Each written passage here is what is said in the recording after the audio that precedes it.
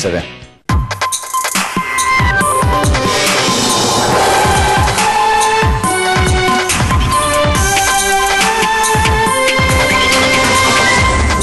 Giorno della verità sul Mose, oggi la sentenza per gli 8 nomi eccellenti, tra poco aggiornamenti in diretta. Orsoni rischia 2 anni e 3 mesi, una multa da 1 milione, Matteoli in aula, mai ricevuto €1, dice.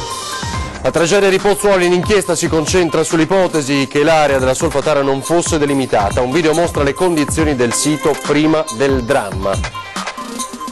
Il piccolo Alessio chiede dov'è Lorenzo, non sa ancora nulla. Intanto la voce della mamma Tiziana, appassionata di canto, in un videoclip del suo gruppo musicale.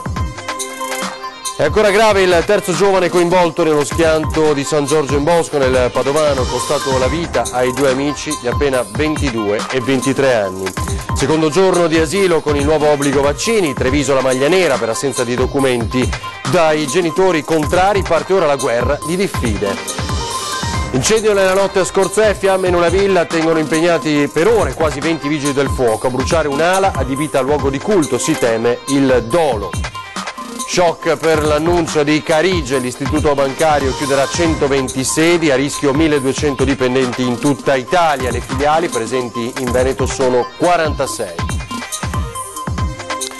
Buongiorno, buongiorno e ben ritrovati in diretta con l'informazione di Antenna 3, la nostra prima edizione, il racconto della mattinata. Avete sentito, ci sono molte novità ed è grande attesa ovviamente per la sentenza che dovrebbe arrivare nelle prossime ore per quanto riguarda il Mose, in particolar modo 8 nomi eccellenti. Tra poco ci collegheremo con Venezia, con il Tribunale, per capire da Ilaria Marchiori e Paolo Sanavio che aria si respira in questi minuti.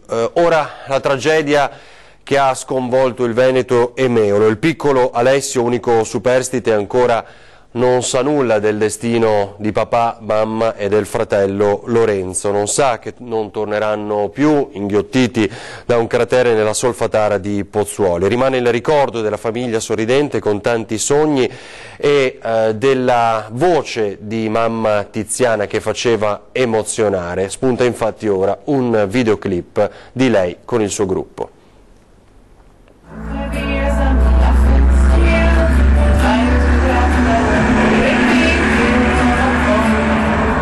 La sua voce faceva emozionare, il suo sorriso incantava tutti.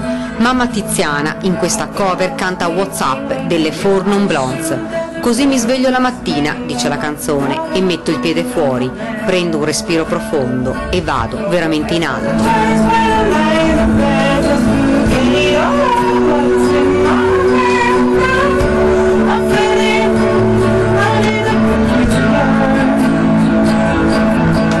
Tiziana cantava in un coro, seguiva i figli nel rugby. Il papà e la mamma avevano deciso di trascorrere una piccola vacanza insieme prima di iniziare un nuovo anno scolastico.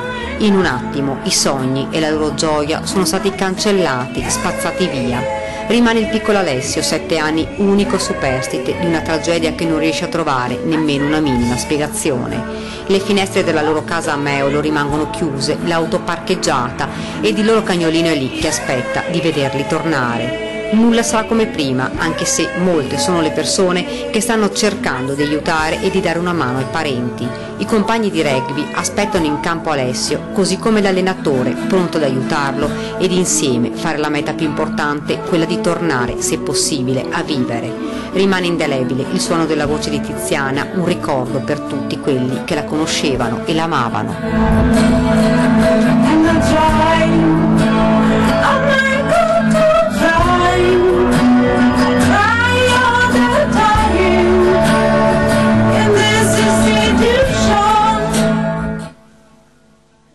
Così Tiziana l'avete vista, ora l'inchiesta ovviamente, c'è quel fronte perché si comincia a credere che non fosse delimitato correttamente la Solfatara e anche qui spunta un video, sono le immagini subito dopo la pesante ondata di maltempo, queste erano le condizioni della Solfatara. Ecco qua, la terra che respira, la Solfatara che respira. E qui defluisce l'acqua, evidentemente qua c'è un inghiottitoio, guarda. Chissà quest'acqua dove va a finire. Vallo a capire. Sabato 9 settembre scorso, 3 giorni prima del dramma. Le voragini aperte dopo l'allagamento della zona della Solfatara di Pozzuoli a causa della pioggia sono chiare in questo video girato da un appassionato e finito su YouTube. Piccoli e grandi crateri anche al di là della recinzione e gente che ci cammina a due passi. Uno scenario del tutto simile alla tragedia che si è portata via Massimiliano Carrer, Tiziana Zaramella e il piccolo Lorenzo.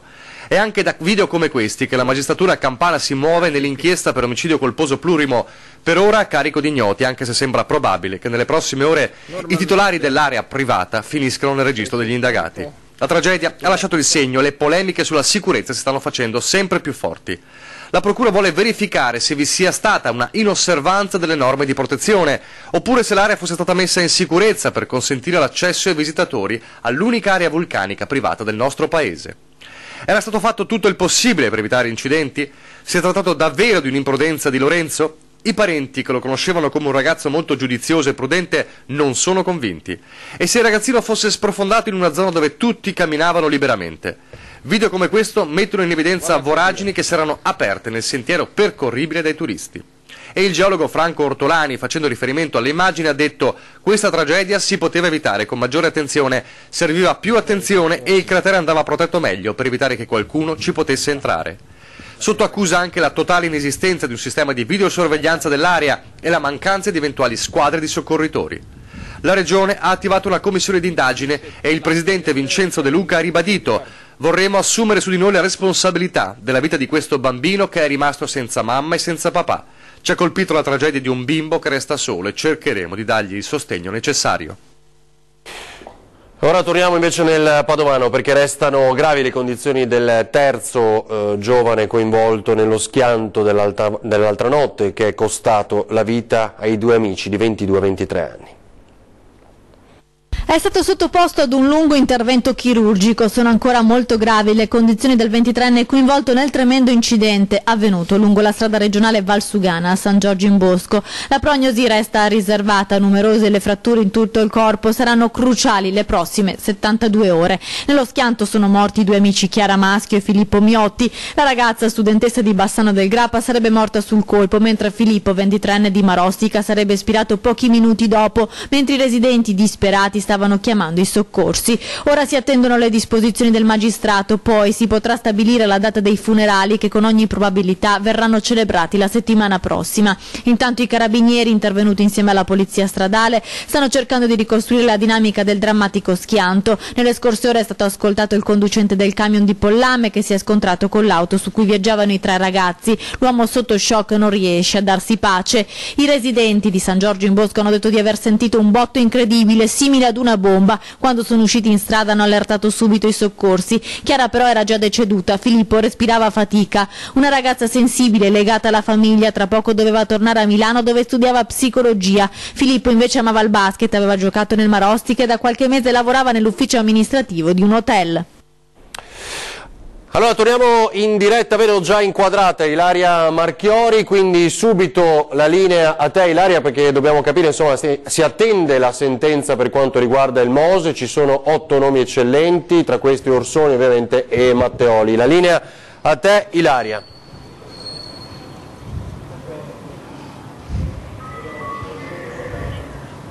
Sì, buongiorno Ferdinando, buongiorno a tutti i telespettatori. Ci troviamo proprio qui all'ingresso dell'aula, dove nel tardo pomeriggio, probabilmente al più tardi verso sera, ci sarà la sentenza per quanto riguarda il processo Mose. Naturalmente ci sono già le prime dichiarazioni, ad esempio quella dell'ex ministro Altero Matteoli, che ha detto: non ho mai ricevuto €1 dal presidente del Consorzio Venezia Nuova Giovanni Mazzacurati, tra l'altro ha aggiunto, con il quale c'era reciproca antipatia.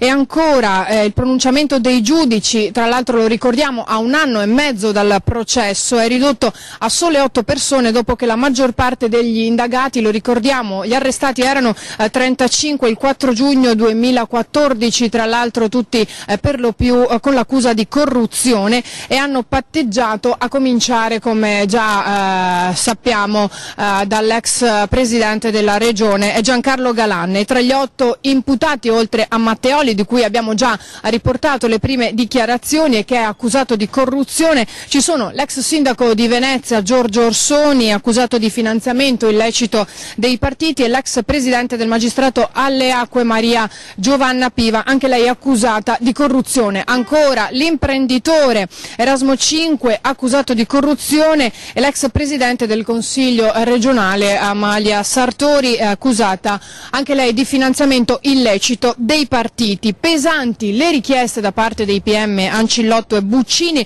che hanno chiesto 6 anni di carcere per Matteoli, 2 anni invece e 3 mesi per l'ex sindaco Orsoni, 4 anni per Piva, 5 anni per Cinque e 2 per Sartori. Naturalmente siamo qui in attesa, noi resteremo qui tutto il giorno per seguire la vicenda, per attendere questa sentenza che, lo ripeto, dovrebbe arrivare nel tardo pomeriggio o verso sera. Ecco, grazie Ilaria, infatti hai fatto bene a ricordare, grazie Ilaria Marchiori, a Paolo Soravio, attorno alle 17:30, 18, quindi la seguiremo in diretta nei nostri telegiornali. Questa sera dovrebbe arrivare l'attesa sentenza per gli 8, avete sentito. Vaccini, inizio di anno scolastico complicato un po' in tutto il Veneto, i genitori che non vogliono sottostare all'obbligo ora fanno partire la guerra di diffide. I bambini ritirati volontariamente, quelli rimandati a casa per pura burocrazia, quelli i cui genitori si affidano ad avvocati e diffide. A scuole ormai riaperte in Veneto, dove sono tornati sui banchi quasi 600.000 alunni, lo scenario legato all'applicazione dell'obbligatorietà dei vaccini è a dir poco variegato. Un centinaio i bambini ritirati da scuola da genitori apertamente no-vax, decine sparsi in tutte le province, quelli rimandati a casa perché o la documentazione mancava o non era quella richiesta dalla normativa. Ma ci sono anche bimbi fatti entrare in classe forzando la legge. È il caso dei genitori supportati da Corvelba o da avvocati a cui si sono rivolti direttamente, che ad asili e scuole dell'infanzia hanno presentato una diffida annunciando ricorso in sede giudiziaria in caso di rifiuto di far accedere il proprio figlio, vedendo in questo la violazione di un diritto costituzionale. Se il primo step di settembre si sta superando a fatica, si rischia letteralmente il caos in primavera. Entro il 10 marzo le scuole, dagli asili alle superiori, dovranno acquisire i dati dei libretti vaccinali. Se non saranno le aziende sanitarie a trasmetterli alle segreterie, dovranno farlo le famiglie, e per genitori e personale scolastico sarebbe un aggravio non da poco. L'auspicio dal mondo della scuola è che siano direttamente le ULSS a inviare i dati agli istituti, ma ancora non è stato approvato il regolamento che consente l'uso e la trasmissione di dati sensibili come quelli delle vaccinazioni. Ed è sconvolgente il testo di una lunga lettera scritta da una studentessa trevigiana di 15 anni che denuncia atti di bullismo. Grazie per avermi lasciata sola a raccogliere i pezzi rotti di me stessa e fatto in modo che li rimontassi a mio piacimento così da sembrare più forte. Grazie perché adesso il mio fisico è cambiato. Non so se è migliorato perché ho perso quei pochi chili che avevo in più di cui mi vergognavo dopo tutte le vostre critiche, poco costruttive ma pesanti, perché eravate in tanti se non troppi a farle.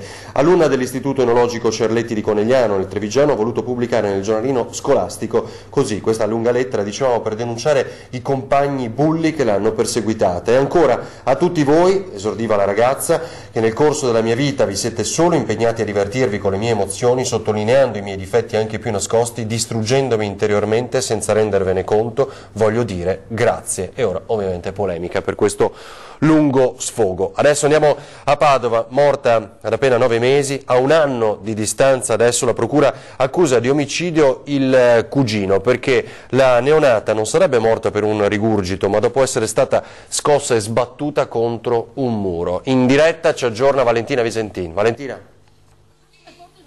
Sì, buongiorno da San Martino di Lupari. È stata scossa con violenza e poi sbattuta contro un muro. Sarebbe morta così la piccola di 9 mesi che era finita in terapia intensiva neonatale all'ospedale di Padova per le conseguenze apparenti di un rigurgito di latte. La vicenda risale al settembre del 2016 quando la bimba era stata portata in ospedale con il sospetto che il rigurgito le avesse provocato un arresto cardiaco. Sul suo corpo però c'erano dei lividi sospetti, in particolare su schiena e torace. La piccola purtroppo dopo 29 giorni di agonia era morta e così il pubblico ministero aveva deciso di aprire un'inchiesta e dopo un anno di lavoro il cugino 26enne a cui la bimba era stata affidata il giorno della tragedia è stato accusato di omicidio volontario con l'aggravante di aver commesso quel delitto contro un minore e con l'abuso di relazioni domestiche. Dall'autopsia sul corpicino della neonata sarebbe emerso che la piccola di appena 9 mesi sia morta a seguito di quello che viene chiamato baby shaking, ovvero sarebbe stata scossa ripetutamente e poi scagliata contro il muro dal cugino.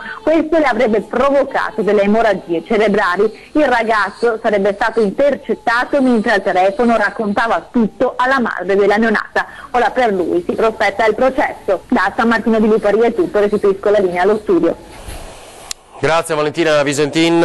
Un incidente si è verificato questa mattina all'aeroporto Marco Polo di Venezia. 2 autocisterne per il trasporto del carburante per gli aerei si sono scontrate a causa di una manovra errata. L'incidente è avvenuto nello spazio riservato ai mezzi, non ha causato sversamento di carburante a terra. Sul posto i vigili del fuoco.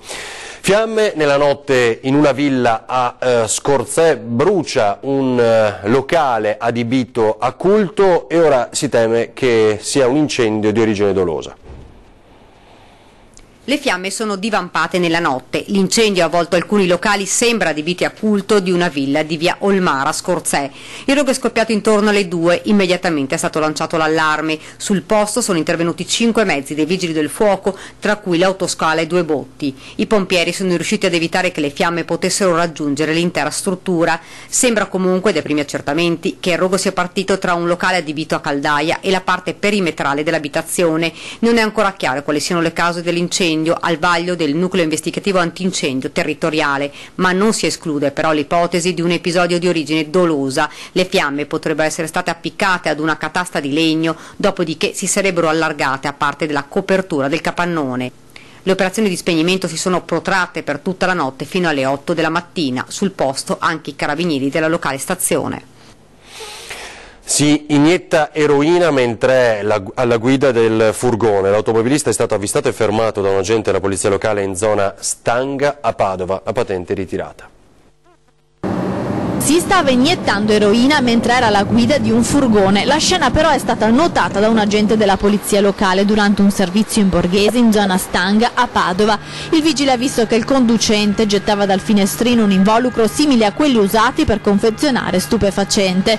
Quando si è affiancato ha visto con immenso stupore che l'uomo alla guida si stava iniettando qualcosa nel braccio, continuando a guidare senza prestare attenzione al traffico. Sul posto è intervenuta subito un'altra pattuglia della polizia locale che ha fermato il furgone. All'interno sono state trovate numerose siringhe del liquido scuro, risultato poi essere eroina. L'autista del mezzo è stato fermato e accompagnato in ospedale, dove è stato sottoposto al prelievo del sangue per poter accertare la guida in stato di alterazione per uso di sostanze stupefacenti. La patente nel frattempo gli è stata ritirata e il furgone è recuperato con un carro attrezzi e portato in deposito. Ladri in azione nella notte a Preganziolo in via Europa, ignoti sono penetrati all'interno del negozio di abbigliamento Nico, non molto distante da Liperlando, scassinando una porta laterale e sfondando una parete in legno utilizzata per l'esposizione degli abiti. I malviventi, dopo aver messo a soqquadro gli uffici, si sono appropriati della cassaforte. All'interno ci sarebbe stata una somma di circa 6.000 euro. L'allarme è regolarmente scattato poco dopo l'1, ma all'arrivo della Guardia Giurata della Civis, all'arrivo i ladri erano già lontani. Nella prima mattinata di oggi poi a Roncade, in via Camorelli, è stata ritrovata la cassaforte svuotata. I malviventi in fuga l'hanno gettata nel Musestre. Per il recupero è stato necessario anche l'intervento dei vigili del fuoco di Treviso. Indagano i carabinieri di Treviso, che ora stanno controllando anche tutte le telecamere di videosorveglianza della zona del percorso che potrebbero aver compiuto dunque i ladri. Il piano industriale della Banca Carige 2017-2020 prevede la riduzione di circa 1.000 dipendenti e la chiusura di 120 filiali. I dipendenti scenderanno dai 4.742 di inizio luglio 2017 ai circa 3.009 a fine piano, mentre le filiali passeranno dalle 518 di inizio luglio a 455 a fine piano. Si tratta del 20% del personale e del 20% degli sportelli dell'Istituto Ligure. In Veneto sono presenti 46 filiali della Carige, ancora non è ufficiale quante chiuderanno nella nostra regione. Ed è oggi la notizia dell'arrivo di 12 militari a Campomarzo, Vicenza, per garantire la sicurezza appunto dei vicentini. Vediamo i dettagli. Spaccio, degrado e criminalità a Campomarzo, a fine mese arriva l'esercito. La notizia arriva direttamente dal Ministero dell'Interno, che ha comunicato al prefetto Guidato l'invio di 12 militari lagunari di Venezia. Una richiesta che in più occasioni era stata avanzata anche nei nostri telegiornali attraverso gli interventi dei nostri telespettatori, di chi a Vicenza vive e lavora, che chiedevano e chiedono sicurezza e protezione. Dal loro canto prefetto e sindaco Variati avevano portato a Roma l'SOS dei vicentini. Ora finalmente una risposta concreta.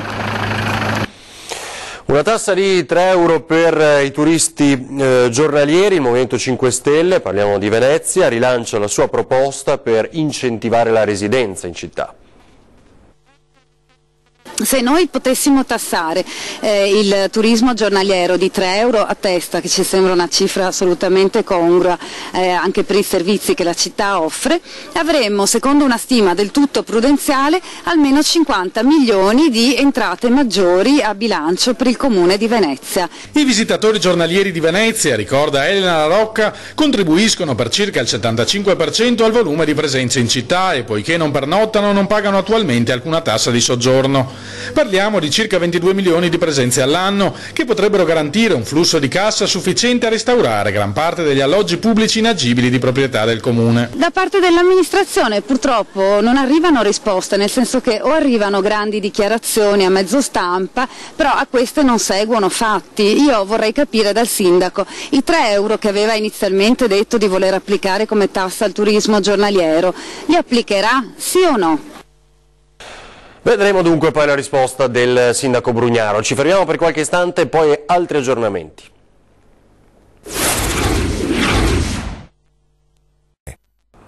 Torniamo in diretta con la nostra prima edizione, non ci sono altre novità, soltanto per ricordarvi il cartello, lo dico ad antenna, eccolo qui, le segnalazioni, quindi i numeri, i contatti per telefonarci. Intanto redazione @antena3.it per una mail, segnalateci quel che succede, un problema a cui non trovate soluzione da soli, telefono 0422 023 0898, sms WhatsApp al 351 1755 340. Vi ricordo anche gli ospiti delle nostre trasmissioni. Oggi, tra poco, pochissimo, parliamo di pensioni, quindi approfittatene anche contattando la diretta di ore 13. Avremo la CGIL in studio, Paolino Barbiero, segretario dello SPCGIL Pensionati, e poi Silvia Bresolin ed Armando Zulian del patronato Inca. Questa sera l'attualità politica, invece, a 20:10, insieme a Marta Marangon. Gli ospiti saranno Gian Antonio Darè e Simonetta Rubinato. È tutto per questa edizione del nostro telegiornale, adesso le previsioni meteo per le prossime ore. Grazie, buona giornata.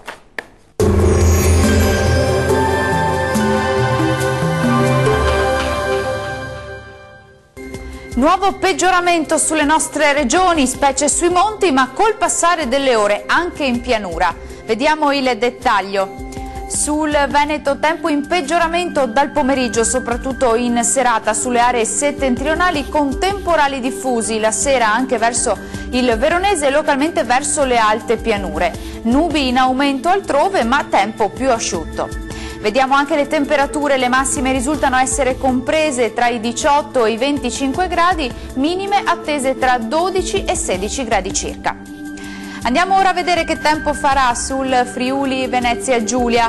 Peggiora anche in questo caso dalle ore pomeridiane con rovesci e temporali sparsi, più intensi sulle aree centro-orientali. Temperature massime sui 20-24 gradi, minime intorno ai 16-17 gradi circa.